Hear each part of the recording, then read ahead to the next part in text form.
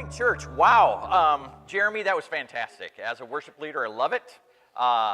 Jeff, thank you for sharing the pulpit. It is great to be with this church. And Steve, that was an introduction. Wow, that was amazing. We are filled with drama and thespians. That didn't help. Okay, that didn't help. That was confusing too. So, wow. It is such a blessing to be back with so many of you that we know from days at this church, at the McKnight, at both churches.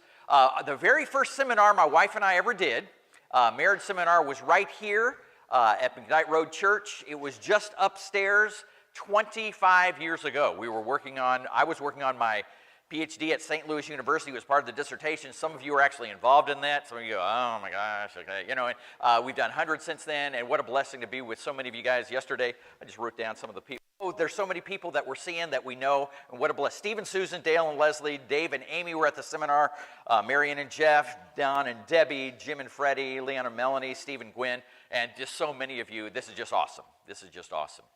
Great memories. Actually, going back to our His Players days, we did do Christian drama, and we traveled the country, and we always looked forward to going through St. Louis. Whether we went west, we'd always loop back around, and we'd do a show here at McKnight Road, and we did The Lion, the Witch, and the Wardrobe upstairs in the round. We did our set of skits up on it was just kind of a blessing. We always loved coming back to this church, but it's been a long time. This is a picture of us when we moved to St. Louis.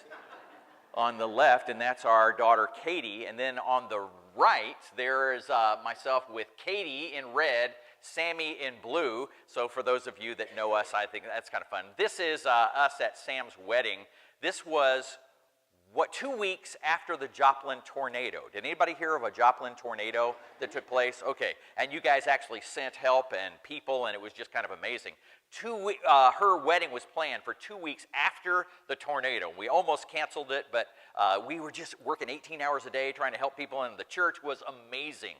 More than $2 million came through our little church and was dispersed to that community, and you guys sent, it was just fantastic. Well, 2 weeks later, we're thinking of canceling the wedding and just putting it off a little bit, and people said, no, we need a break. We need an hour or two of doing something else. So go ahead and do the wedding, and it just turned into something wonderful. I love, too, what's happened with this church in the last 5 years. It's easy to split a church. It is not easy to unsplit a church. That takes hard work, and you guys, it's amazing. It is amazing. My work is mostly with families. We're going to talk about family communication today. It is easy to split a family. It is not easy to unsplit a family. There are so many things that can go wrong. There's so many challenges, miscommunications. We'll get into that in a minute, but I just want to praise you guys. Today we'll focus on families, but I love what you're doing in this church. And if at times it gets tough, or there's miscommunications, or there's bumps in the road, do not give up on that. It is worth it. It is worth it. It's just fantastic. Steve used the language of doing what we've meant to do, fulfilling our destiny, I think, and that our purpose in life, and that is to praise God, and this is praising God. I hope that you'll do the same in your families, too. My ministry is the second best ministry. The best ministry of all, Jesus said, was to focus on loving God with all your heart, soul, mind, and strength. That was the greatest commandment. My ministry has been focused on the second best commandment, which is love your neighbor as yourself, starting at home. Starting at home. And it's the second best, but it's not too shabby. It's a pretty cool ministry, and it needs some work, and we all need some work in that. In fact, there's so many things that can go wrong in communication, and I thought I'd illustrate that with some church bulletins. I'm sure that Dolores never makes any of these kind of mistakes, but let's look at some things that have happened in church bulletins through the years, and here's one that showed up. Bertha Belch, a missionary from Africa, will be speaking tonight in the fellowship hall. Come here, Bertha Belch, all the way from Africa. I don't think that said what they meant for it to say. I don't think so. How about this? Applications are now being accepted for 2-year-old nursery workers. I don't think that meant what they thought that it meant. The preacher will present his farewell message, after which the choir will sing "Break Forth into Joy." Oh, okay, sorry about that. Oh my goodness. Irving Benson and Jesse Carter were married on October 24th in the church. So ends a friendship that began in their school days. Oh, that's just not what they meant for it to say. Don't let worry kill you off. Let the church help. I don't think that meant what they thought it would say. Remember in prayer the many who are sick of our church and community. That's not where they were going for either. At the evening service tonight, the sermon topic will be, what is hell? Come early and listen to the choir practice. Oh, man. Wow. Okay. Announcement in the church bulletin for National Prayer and Fasting Conference. The cost for attending the Prayer and Fasting Conference includes meals. I just don't think that's, really what they were going for either. Ushers will eat latecomers. I don't know if that was greet or seat or something, but that didn't work. That didn't work. Potluck supper, prayer and medication to follow. Oh, man. I actually got a couple of church signs. We love hurting people. That's not what they were going for in the community either. Or do you know what hell is? Come hear our preacher. So. It's easy to miscommunicate, and it happens all the time, and we have to work at trying to do it well, do it right, whether that's the church, whether that's the family. What does your family look like? What does a family look like in general? Let me put up a picture of a family, and does your family look like that at Thanksgiving? There's everybody. That's the famous Norman Rockwell family at Thanksgiving, and everybody's smiling and leaning. Is that what your family looks like at Thanksgiving? Is that what, I know, families can look so different. I thought I'd put up a bunch of TV families, and you decide which you would most like to be in. Let me put up some, see if you recognize them. Who is that? Andy Griffith. Very good, very good. Who is that? The Waltons. I didn't know if you would get that one. Wow, somebody got that. Very good. Who is that? Yeah, Leave It to Beaver. Leave It to Beaver, okay. I Love Lucy. Now, that's a non-traditional family. Actually, Andy Griffith is a single dad taking care of his son. That's a non-traditional family. It's an interracial marriage. How about this one? That's a non-traditional family, yes, in a lot of ways. Most of our families now are non-traditional in some way or another. They're also an unusual, who is that? It says right there, the Addams family. Okay, pick two of those. If you had to pick two, you get to vote twice. Which would you most like to be in? Everybody kind of look at those real quickly. Let me see if I can make that. There we go. Okay, how many, if you had to pick two, you only get to raise your hand twice. How many of you pick Andy Griffith family? Okay, we've got a few. How many pick Leave It to Beaver family? Okay, how many pick the Addams family? How many pick the Munsters? Oh, look at that. Okay, and they were a fun family. How about who picks Lucy? Who picks the Lucy family? Who picks the Waltons? Oh, look at that. And why? And why? Because it was a simpler time. Because of good night, John Boy. Good night. They were close. Yeah, that was beautiful. Here's a few more families. The Brady Bunch. Do you recognize them? Who is that? Gilmore Girls. That's a non-traditional family. It's a single mom. And they just had a revival on Netflix. Who is that? Yep. Who is that? Modern Family. And they've got several families in there. Home Improvement family. And who is that? Yeah, Full House. Okay, so one more time. You get to pick two. Pick twice. You get to pick two. So who picks the Brady Bunch? Who wants to be in that one? That's an interesting, two families blending together. That's interesting. That's a little bit familiar. There were challenges in that. Of course, everything was fixed in 30 minutes because it's a sitcom. Everything's easy. Who picks the Gilmore Girls? Okay, we were fans of that. Who picks the Simpsons? And Dale Simpson, of course, raises his hand. There you go, yes, all right. With as many problems as they have, they've got some things going on right. They do love each other, they do care, they do try. And Homer shows us exactly how not to be a dad. So, there's actually good in watching people do it wrong. Modern Family, who picks that? Okay, there's a lot of fun in there. Home Improvement, who picks that family? And they had a lot of love. And how about this one right over here? Okay, cool. Families look so different. Families look so different, and there are a lot of ways for a family to look. We're going to talk about some family communication essentials, ways to make it work in your family. And I've got 9 of these, and the first of those is to say a lot of positive things before the climate gets too cold. It is easy to say nice things early in the marriage. It is easy to say nice things early with a new baby.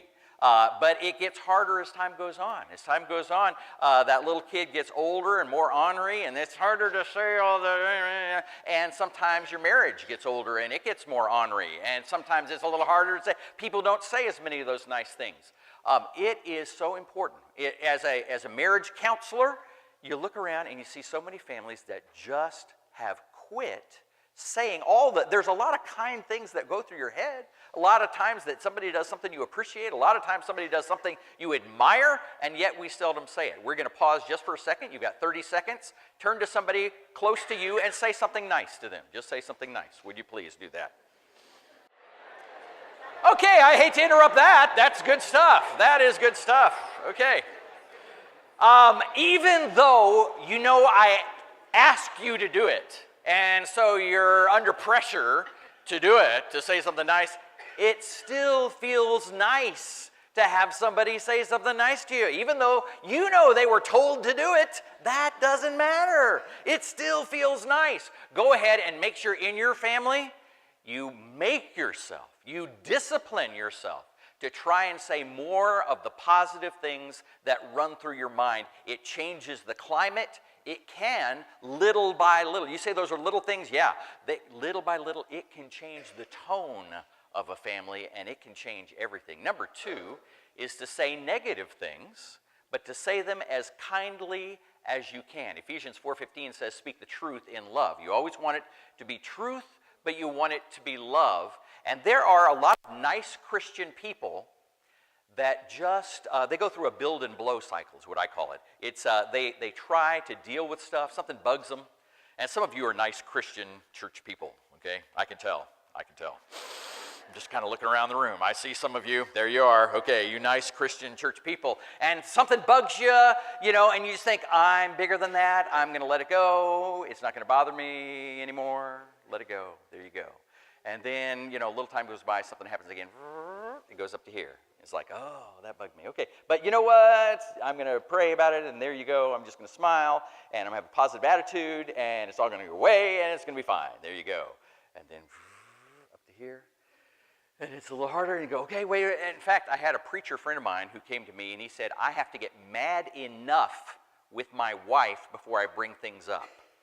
Okay, do you hear what that means? That means that he does not bring it up here. He does not bring it up here. He does not bring it up here. And then finally, it's up here. Now he brings it up. What are the odds of it going well? Not very good. And that's the problem with you nice Christian people, is that you wait until you're mad enough to bring it up, and then you can't control what you say, the tone, the look on your face, the words you pick, the timing. It's all out the window, and it all comes out, and you feel horrible the next day, and you go right back to here, and you start the whole thing over again. It's build and blow and build and blow, and most of the time you're fantastic and sweet and nice, but now and then, oh my God, and so we need to find the discipline to, something bugs you, and you decide to let it go. That's great. That is great. Nothing wrong with that. But when you feel it come to here, you go, wait a minute. I've been around the block a couple times. I know where this is going. I'm going to say something before I'm out of control. And so and it takes discipline, and you don't like doing it. I'm kind of like that. I really relate to this, and I understand. But you've got to say something here rather than let it go all the way up to here. Now, some of you are listening to that, and you don't need that at all, because you shoot from the hip. Something you don't like it, blam, blam, blam, okay? Blam, I don't like that, blam, blam, blam. That was stupid, blam, okay, cut that out, blam. All right, okay, I'm not talking to you, all right? You need to put those 6-shooters away, all right? And you need to try to let that cool off, and say the kind things that run through your mind. So I'm not talking to you, but some of you really do that build and blow cycle, and you need to say those negative things more often, but say them when you can say them kindly. Number 3 is to talk about the tough topics. And Paul always did in the Bible. In 1 Corinthians 4:14, I'm willing to write this. I'm writing this to you not to shame you, but to warn you as my dear children. He didn't stay away from the tough topics. What are the tough topics in families? Just what are the tough topics? Somebody, not for you, but for those guys. So yeah. Money is a tough topic. What else? Toothpaste. Okay. How to squeeze it, what kind to buy, okay, I know, yeah, okay, yeah. Sex, drugs, rock and roll, all that, it's just, there are a lot of tough topics. And if you will bring those up in families, it's such a difference. In fact, there's research that shows that if you will go to your younger children, let me mention sexuality. Shannon and I have done a bunch of seminars and a couple books on how to talk with your kids about sex. That's one of the tough topics. And there are a lot of families that don't, and that's a challenge. What do you think is the average age that the experts are saying to talk with your kids about sex? I know, it depends on the age of your kids. You're going, oh, what's he going to say? What's he going to say? Actually, and I've read almost 100 books on this, and only read one, but, and so they're saying around age 8, most of them are saying. I know. That feels too young, that feels, but you want to do it early enough so that you don't have to unteach a lot of information. The longer you wait, the more they've learned from other sources, really reliable sources like the internet and their best friend and stuff like that. And so you have to unteach all of that. Anyway, the good research shows that if you will have this little 30, 45-second conversation with your kids around that age, it's amazing. If you'll go up to your kids and say, hey, sweetheart, I just want you to know, and you'd already had the talk about sex, so they know what you're talking about at least. I just want you to know that in our family, we believe in saving sex till marriage. We think that's God's way. We think it's the best way. And some of your friends are going to struggle because it's not easy. And some of your friends, you kind of look at me funny now, but as you get older, some of your friends will not be able to handle that. But we believe in you. We think you're really mature. And we think that you're going to try your best to follow God's way. We believe in that, and we believe in you. And I just want you to know that. Give them a little kiss on the cheek. You have doubled the chance that that child will save sex till marriage. 45 seconds, the research is showing, doubles the chance. Wow. Why would we not at least have that conversation? At least that one. The same research says the same thing about drugs. That if you have that same conversation, because it's in a positive way, and you're being proactive, you're bringing it up. You're bringing up a tough topic, not waiting for it to come up. And if you'll say, hey, sweetheart, drugs, okay? A lot of your illegal drugs, a lot of your friends will be tempted, but we really think staying away from that is the healthiest. There's a world of hurt involved in that. We can talk about the details of that later, but I just want you to know that we believe that you can do that. You can stay away from it.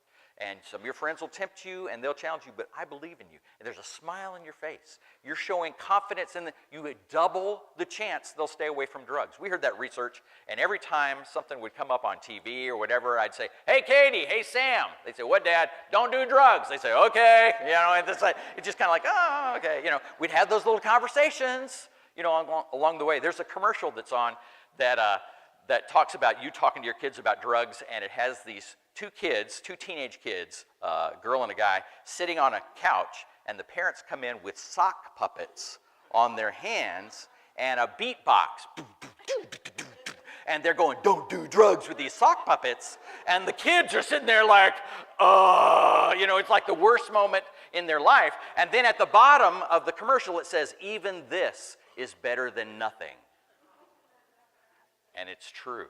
It's true. Hey, you won't be that bad, okay? You will not be, yeah. So talk about the tough topics. It makes an amazing difference. Number 4 is don't lecture. Have you ever been lectured to? Raise your hand if you've ever been lectured to. How effective was it? And it's so hard as parents not to lecture each other or the kids. It's hard because you got to, it's so important to you, and you just got, but you pass. How long does it take for it to be a lecture? Yeah, that depends. I heard somebody said 45 seconds. I don't know. So okay, yeah, I get that. If you've ever made a mistake at work and been lectured by a boss, you get the point. And if you messed up, and you deserve to hear about it. But they can do that pretty quick. and you can get the point pretty quick. And if they need to say, you're going to have to come in late to fix blah, blah, blah, you can get that point pretty quick. In a minute or two, but it goes past 5 minutes, it goes past 10 minutes, it's not very productive anymore. And that's true at home too. And if you're going to be a good boss at work, you try not to do that. If you're going to be a good mom and dad, you're the boss at home in the healthy way.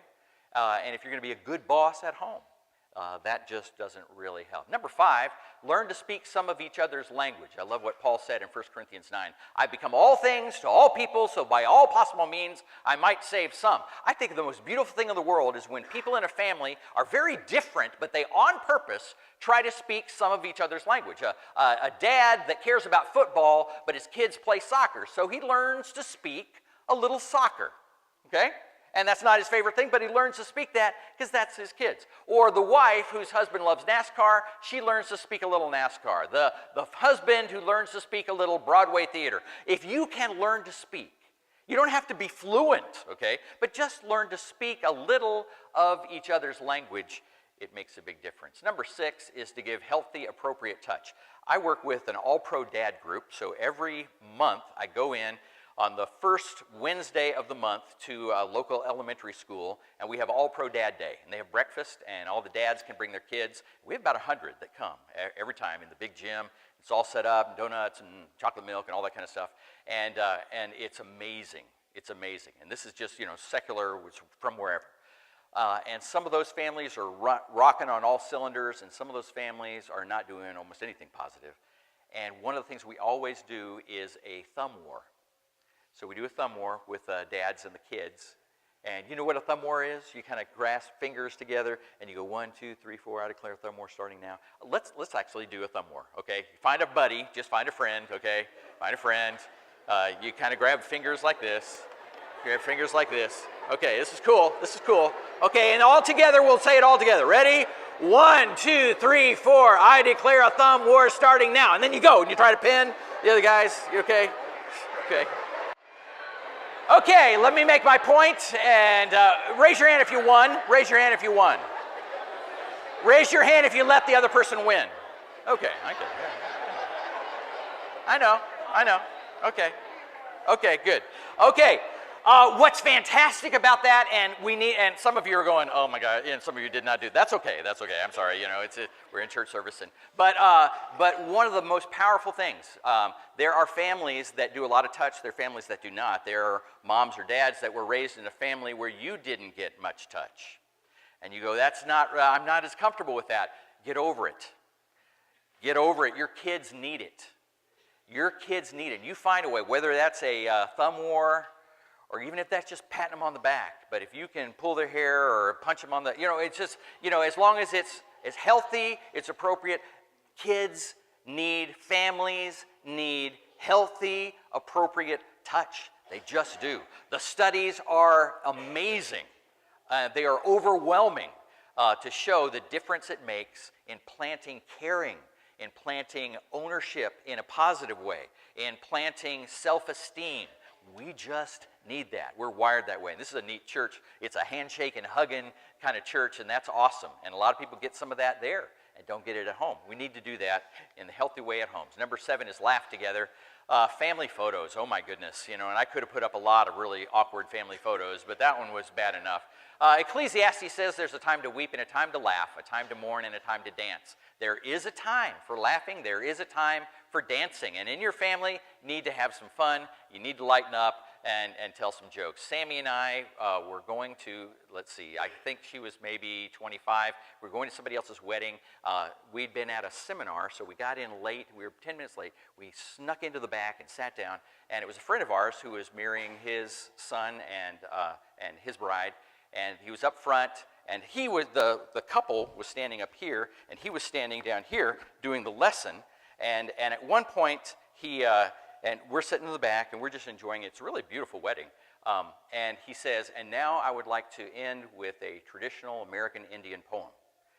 And then he paused, and the pause just made us both. I look over at my daughter, and we're both kind of expecting any second the pause. Oh no! I don't know. We just kind of. It was hilarious. And when you're not supposed to laugh, what happens when you're not? Because we're just.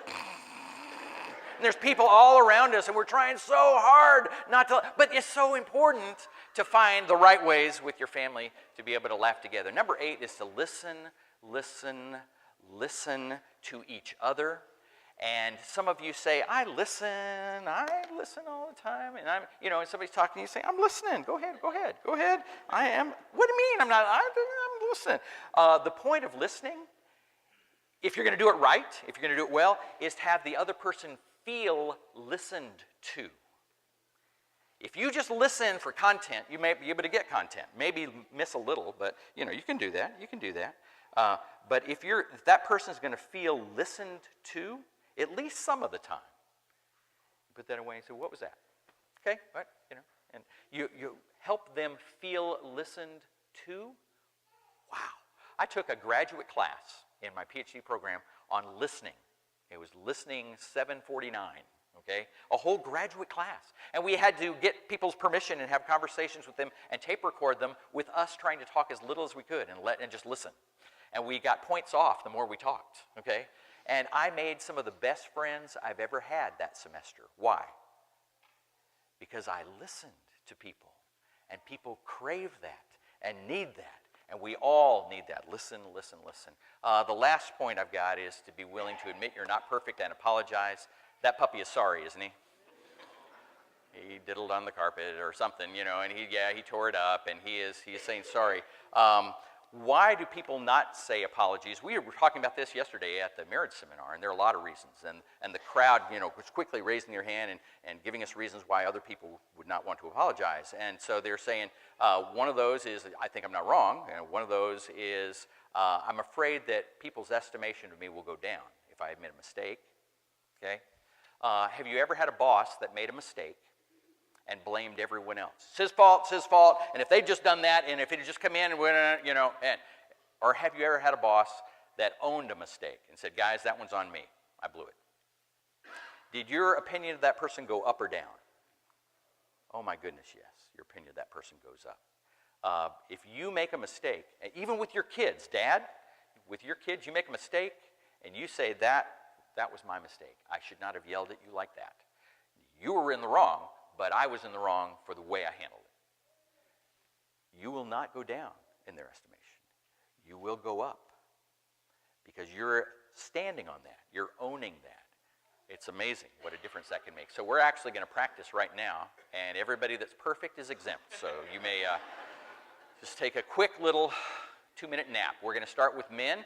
There are spiritual leaders, so all the men in the room, would you please raise your right hand? Men in the room, raise your right hand. And repeat after me. I'm not a perfect man. Sorry for my mistakes. God and I will work on my weaknesses. Okay. Cool. All right, women's turn. I think you guys can say it without me saying it and repeating. So ready, set, go. Raise your right hand.